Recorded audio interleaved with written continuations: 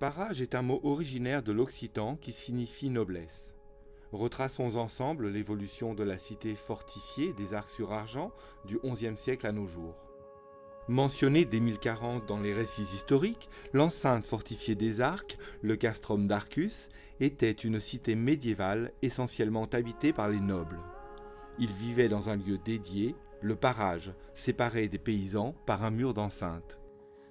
Un inventaire réalisé en 1150 permet de supposer que le castrum était alors composé d'une quarantaine de constructions.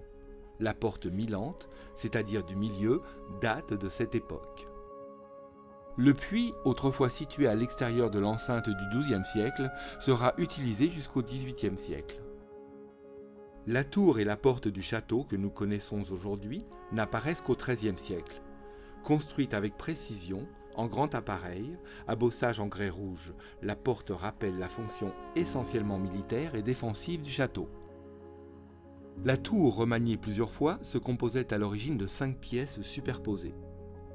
Au XIIIe siècle, la chapelle, aujourd'hui appelée chapelle Saint-Pierre, était constituée de 2 nefs parallèles. Elle a été l'église paroissiale du XIe au XIXe. Au Moyen-Âge, les maisons ont traditionnellement plusieurs fonctions, habitation, boutique ou atelier.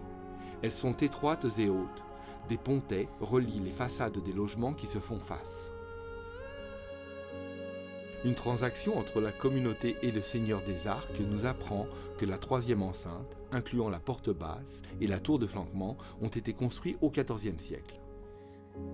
On aperçoit au sommet des consoles de hourdage, des pierres triangulaires qui supportaient le hourd, une galerie en bois de laquelle les défenseurs tiraient des flèches et jetaient des pierres sur les assaillants.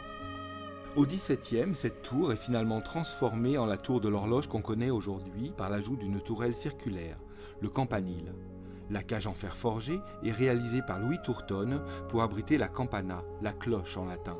La date, 1662, et les armes de la ville, 2 arcs se faisant face, sont encore visibles au sommet.